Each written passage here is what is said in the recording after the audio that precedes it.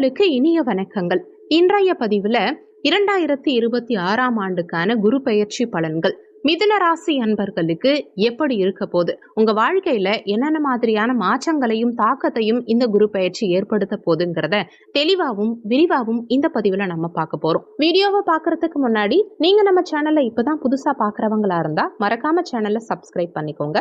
மிதுன ராசியை பொறுத்த வரைக்கும் மிருகசிரிஷம் 3, 4 பாதங்கள், திருவாதிரை 1, 2, 3, 4 பாதங்கள், புனர்பூசம் 1, 2, 3 பாதத்தை உள்ளடக்கியது மிதுன ராசி. மிதுன ராசிக்கு அதிபதி புதன் பகவான். குரு பெயர்ச்சி நிகழும் தேதியை பொறுத்த வரைக்கும் திருக்கணித பஞ்சாங்கப்படி ஜூன் 2, 2026 செவ்வாய்க்கிழமை அன்னைக்கும், வாக்கிய பஞ்சாங்கப்படி மே 26, 2026 செவ்வாய்க்கிழமை அன்னைக்கும் குரு பெயர்ச்சி நிகழ இருக்கு. குரு பகவான் மிதுன ராசியிலிருந்து தன்னுடைய உச்ச ராசியான கடக ராசிக்கு பிரவேசிக்கிறார். மிதுன ராசிக்கு இது 2ஆம் இடம், தன குடும்ப வாக்குஸ்தானமான 2ஆம் இடத்துல குரு உச்சமாறார். இந்த குரு பெயர்ச்சி மிதுன ராசிக்கு ஒரு பொற்காலமா நிச்சயமா இருக்கும். மிதுன ராசி என்பர்களுக்கு கலத்தரஸ்தானமான 7ஆம் இடத்துக்கும், கர்ம தொழில் ஸ்தானம் ஜீவனஸ்தானமான 10ஆம் இடத்துக்கும் அதிபதியான குரு பகவான் இப்போ உங்க ராசிக்கு 2ஆம் இடம் தன குடும்ப வாக்குஸ்தானத்துல உச்சமா இருக்கார். 12 ஆண்டுகளுக்கு பிறகு நடக்கும் இந்த அரிய அமைப்பு மிதுன ராசி அன்பர்களுக்கு மிகப்பெரிய பலத்தை கொடுக்கக்கூடிய சூப்பரான அமைப்புன்னு தான் சொல்லணும். பொருளாதார நிலையை பொறுத்த வரைக்கும் தனகாரகன் குரு பகவான் தனஸ்தானத்திலேயே உச்சம் பெறும் காரணத்தினால பொருளாதார ரீதியா நீங்க இதுவரைக்கும் சந்திச்ச முட்டுக்கட்டைகள் அனைத்தும் இப்ப உடையும். பணவரவு மிக சிறப்பா இருக்கும். ஒன்றுக்கு மேற்பட்ட வழிகள்ல வருமானம் வரத்துக்கு அதிக வாய்ப்புகள் உண்டு. மிதுனராசி அன்பர்களுக்கு உங்க சேமிப்புகளும் இந்த காலகட்டத்துல உயரும்.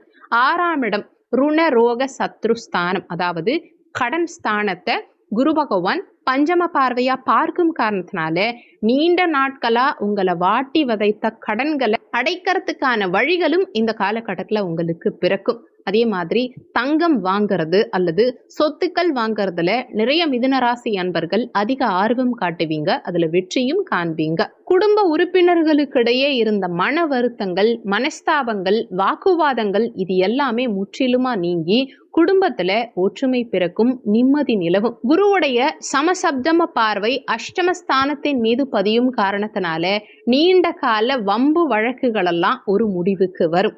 நீண்ட காலமா திருமணத்துக்காக காத்துட்டு இருக்க மிதுனராசி அன்பர்களுக்கு இந்த காலகட்டத்துல திருமணம் கைகூடி வரும். திருமண வைபவங்கள், வளைகாப்பு, கிரகப்பிரவேசம் இந்த மாதிரி சுபகாரியங்கள் தங்கு தடை இல்லாம வீட்டில் நடக்கும். பிரிந்தவங்க கூட ஒன்றிணைவாங்க.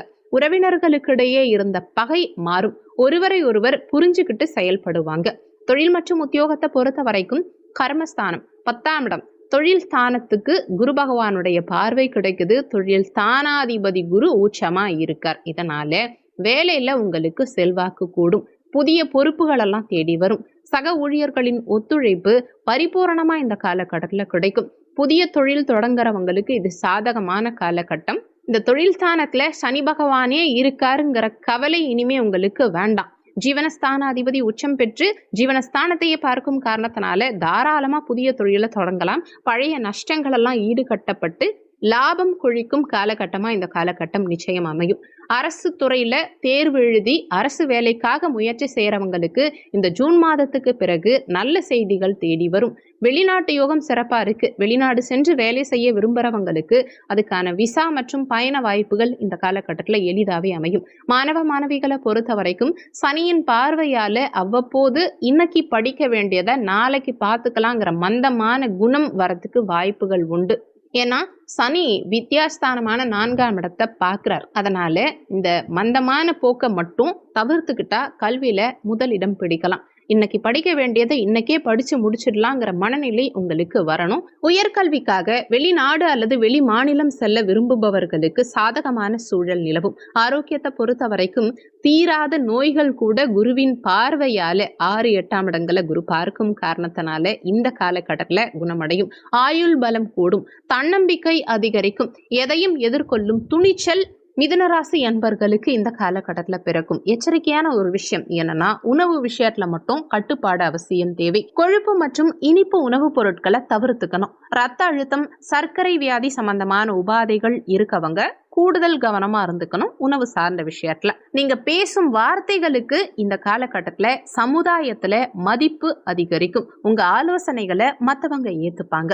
பொது வாழ்க்கையில இருக்கவங்களை பொறுத்த வரைக்கும், அதாவது அரசியல் மற்றும் பொது சேவையில ஈடுபடுறவங்களுக்கு பதவி உயர்வு, மக்களின் ஆதரவு இதெல்லாம் பெருகும். இந்த காலகட்டம் சிறப்பா அமைய நீங்க செய்ய வேண்டிய பரிகாரங்கள் என்னன்னு பார்க்கும்போது, வாரந்தோறும் வியாழக்கிழமை தினங்கள்ல தட்சணாமூர்த்திக்கு மஞ்சள் நிற பூக்கள் சாற்றி வழிபாடு செய்யறது சிறப்பு. ஆதரவற்ற முதியோர்களுக்கு உணவு தானம் அல்லது புத்தாடை ஆடை தானம் செய்யறது குரு பகவானுடைய அருளை பல மடங்கு கூட்டும். ஏழை மாணவர்களின் கல்வி செலவு அல்லது நோட்டு புத்தகங்கள் வாங்கி கொடுக்கிறது இதெல்லாம் உங்களுக்கு சிறப்பான பலன்களை பெற்றுக் கொடுக்கும்.